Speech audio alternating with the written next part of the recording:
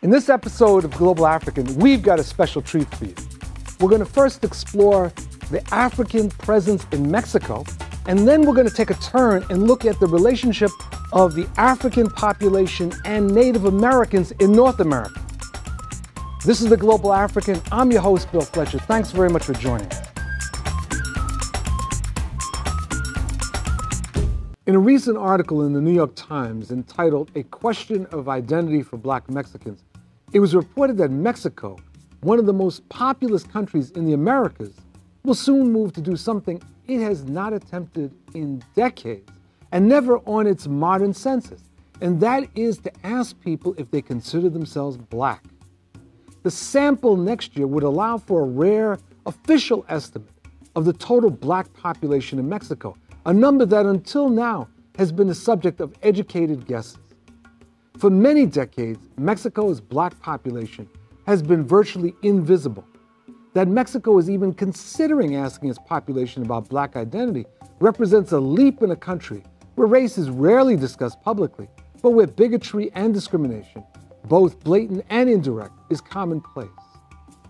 In today's program, we'll talk to the author of that New York Times article to find out what's behind the Mexican government's decision to conduct this census. We'll also speak with a distinguished American academic and author about the biological and cultural bonds which were established by African slaves and American Indians. There is a rich legacy among these two peoples who for a while provided mutual support and refuge from the unrelenting atrocities inflicted upon them by white settlers and slaveholders. Important historical research has helped to shed light on how this relationship has shaped current-day U.S. culture and society. The research has also brought to light how both Blacks and Native Americans became allies in the struggle to gain freedom and equality while struggling to salvage traditional ways of living.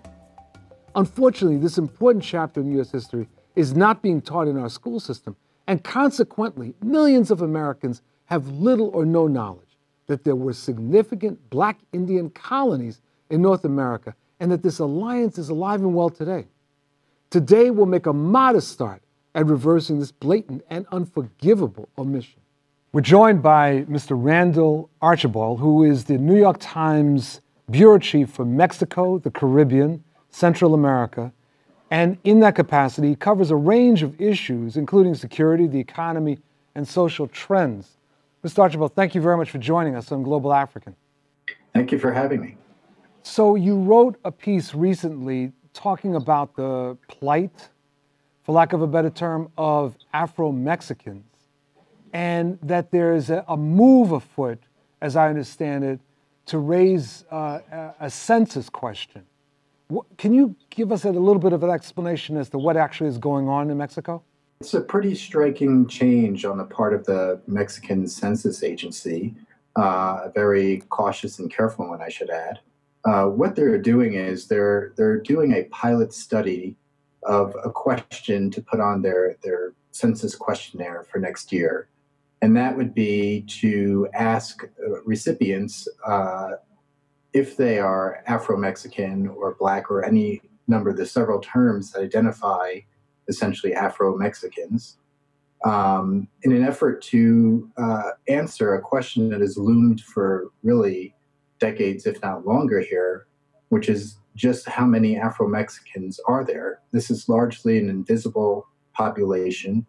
They're scattered about in several communities, primarily in southern Mexico. What makes the situation in Mexico so different than other parts of Latin America where we're seeing the rise of a Black consciousness or Afro-descendant movement? What's the history of Mexico that would reshape this? It's really driven, and I guess to sort of sum it up, largely by economic considerations from centuries ago.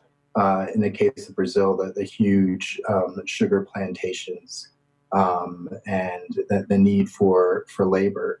Here in Mexico, you have to remember there was a large indigenous population when the Spanish arrived. And, tragically, of course, they were essentially wiped out by disease and brutality. Hmm. And Mexico did develop a sugar industry, but it was never as extensive as Brazil or some of the other countries. And at a certain point, they needed labor. And so there were slaves brought over through Veracruz on the Gulf Coast port, and other places. But the sugar never took off to the way it did in the Caribbean or Brazil. I mean, it's still a sizable industry here, but not to the export extent that it was for Cuba and Brazil and other places. And Mexico also historically is quite different from other nations. They eventually, like others throughout the Spanish, but they also had, a very progressive form of independence. They wanted land rights. The huge indigenous population that remained was still a force. There was intermarriage among the African descendants. There's a whole separate strand who came down from the United States fleeing slavery in the United States, where slavery carried on for decades after Mexico abolished it. So what drove that? I mean, the development of a kind of Mexicanness that was, as you said, mestizo, recognizing the European and the indigenous blood. But what drove the ignoring of the African blood? I think if you look back at that era, you have to remember that there was slave rebellions occurring. There was slave uprisings. Remember the formation of the Haiti Republic around 1804 or thereabouts. That produced a real oppressive nature towards the population of African descent throughout the Americas. And here in Mexico, where the African descendant population was never quite as large, I think there was an effort to really turn away, to oppress, to not recognize, to not give recognition. Just in sheer numbers, there was still far more people of indigenous descent. In addition to the European descent, who were the leaders. So how does race play out then in Mexico? Like there are stories of people of African descent when they leave their communities, or actually being a little squeamish about leaving their communities. How is race felt and lived in Mexico then? That's very true. Like I said, these populations are concentrated in certain areas of southern Mexico, primarily. Unlike in the United States, where there was, the Great Migration that brought large numbers of African Americans to the cities of the north, with very large influential populations that developed there. Such a migration never occurred in Mexico. Mexico City has actually very few people of African descent. When you see them on the street and say, "Hey, how are you?" and you discover that they're actually migrants or immigrants from Africa, diplomats or corporate expats, not really from a Mexican community. So the way race is lived, yes, those people who live in those communities, when they do venture out, their fellow Mexicans are often shocked, surprised, in some cases appalled that there are Mexicans of African descent. That they're questioned about where they're from. You must be from Cuba. You must be from the Caribbean. You must be from somewhere else. You can't be Mexican. We're mestizo. We're Indian and European. And at best, it's that sort of docile ignorance. At worst, it's outright discrimination. People are hauled into immigration centers and their papers are checked. There's a certain level of ridicule. What I'm trying to understand is how the experience of race from the standpoint of the African descendant is lived in Mexico. And particularly for our viewers to get a sense as to how it's different than, let's say, in the United States. Sure. I think for Afro-Mexicans or Black Mexicans, when they venture out of their communities, they find that their fellow Mexicans are often shocked or surprised, in some cases appalled that they exist. The reaction is, you can't be Mexican, you're not mestizo. We're mestizo. We're Indian and European blood. So where are you from, really? You must be from Cuba, or the Caribbean or Central America or somewhere else. And sometimes it's kind of laughed off. Sometimes it gets actually hostile. The police have been known to bring people into the immigration center to really verify that they are in fact Mexican. There's reports that people will not give up a seat on the bus, to a lady that they might have if she were mestizo. What do you see as the future for the Afro-Mexican or Black, any sense of Black consciousness in Mexico? That's a good question, and it's a real hard one to answer because, as I mentioned earlier, that this population has been invisible for so long.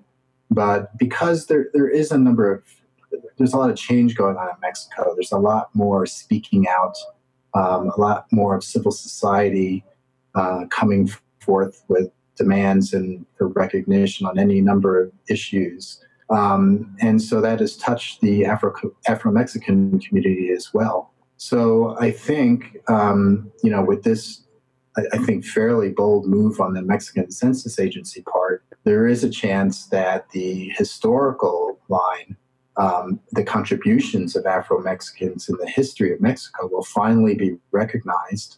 And maybe, school children will learn about this and maybe not be so surprised when they see a Black Mexican on the street or on TV or even hear about a Black Mexican. It won't be such a strange thing. It'll be part of the regular identity of the country. Mr. Randall Archibald, thank you so much for joining us in The Global African. Thank you. Thanks for having me. And thank you for joining this segment of The Global African. We'll be back in a moment. Stay tuned.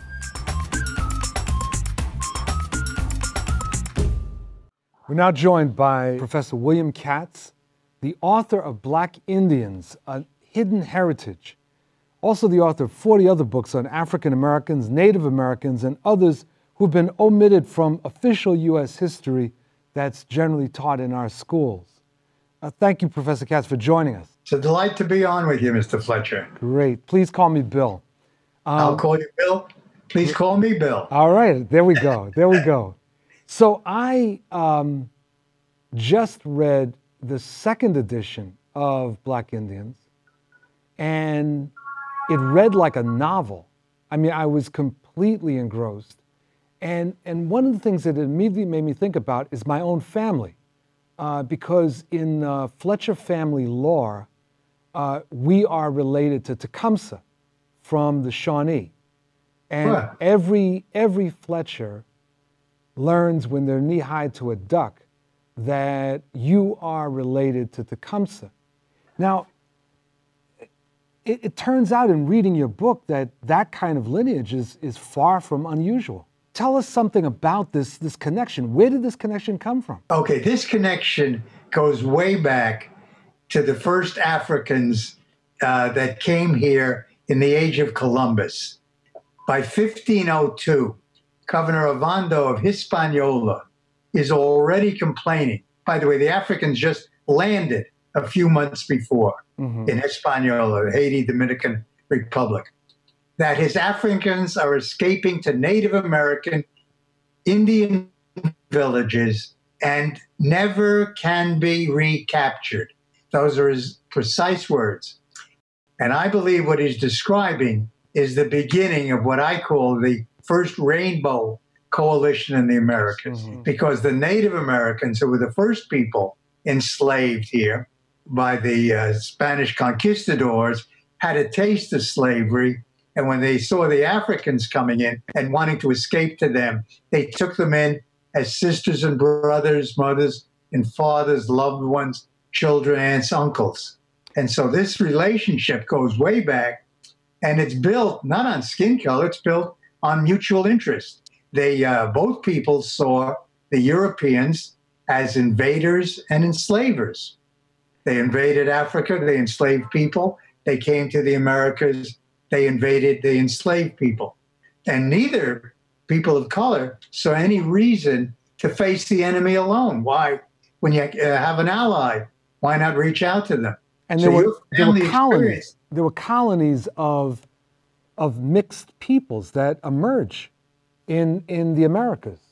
Absolutely. The Republic of Palmares in northeastern Brazil lasted from the early 1600s. That's before the Mayflower landed, before Plymouth Rock, before Jamestown, all the way until 1694, ruled by a Genga Zumba, whose very name combined a Tupi Indian word and an African word, meaning great ruler. 10 to 11,000 people lived in this stockaded city and lasted that long. By the way, New York at that time only had a few thousand people. Wow. So that's one example. There are many other examples throughout North and South America that I could cite.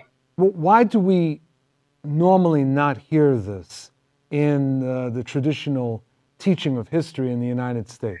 That's the key question. That's the question I get asked about most when I go out and I lecture in colleges and museums and so on.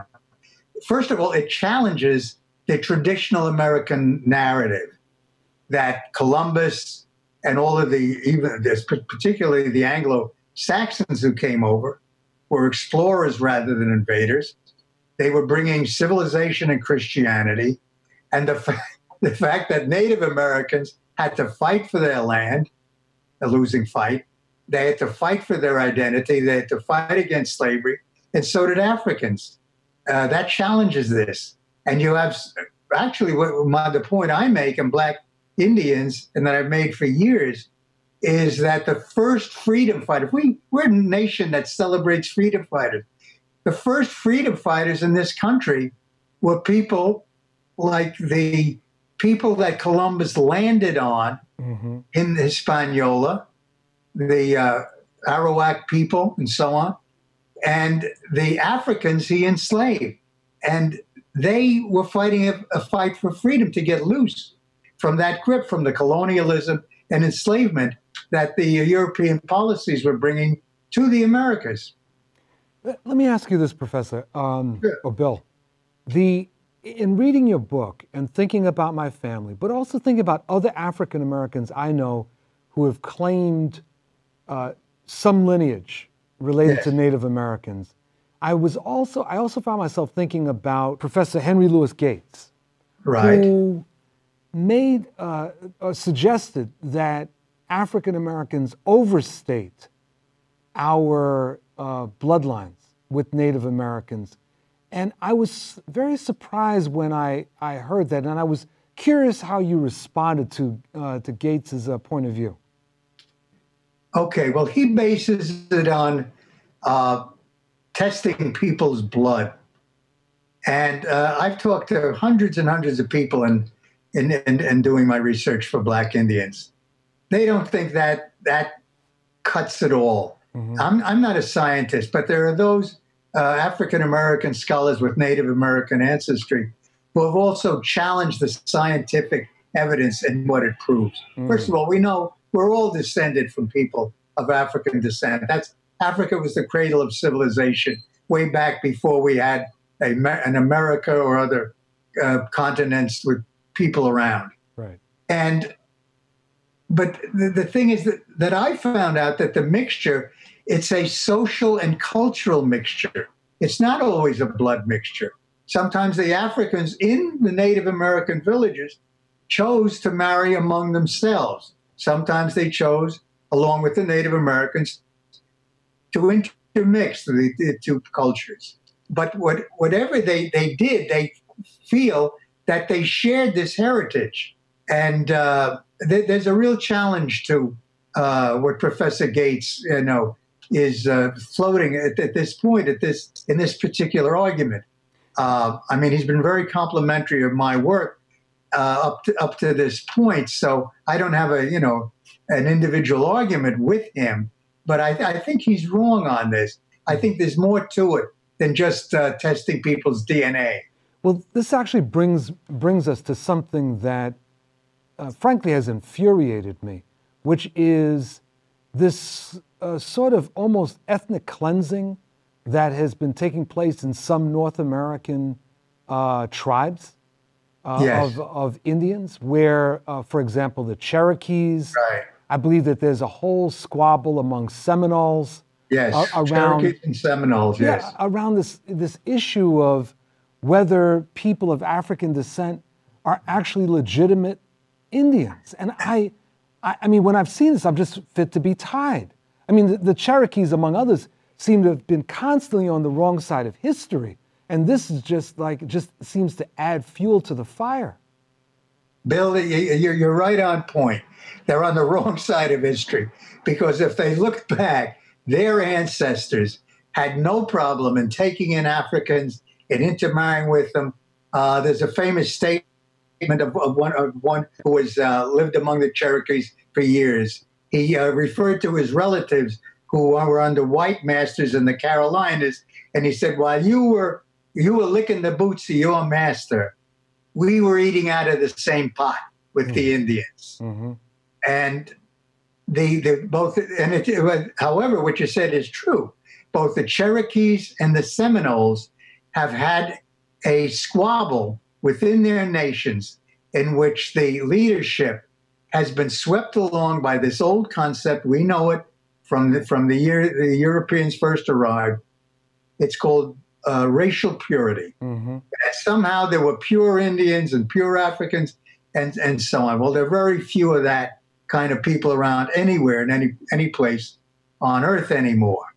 And this thing has taken on a dimension, a legal dimension, because both the Cherokee leadership and the Seminole leadership, ignoring their glorious history as our first freedom fighters, have actually moved to disenfranchise, to disenroll the African members. There's a couple of other questions I wanted to ask you. Sure. One is that we're approaching that very complicated time of the year called Thanksgiving.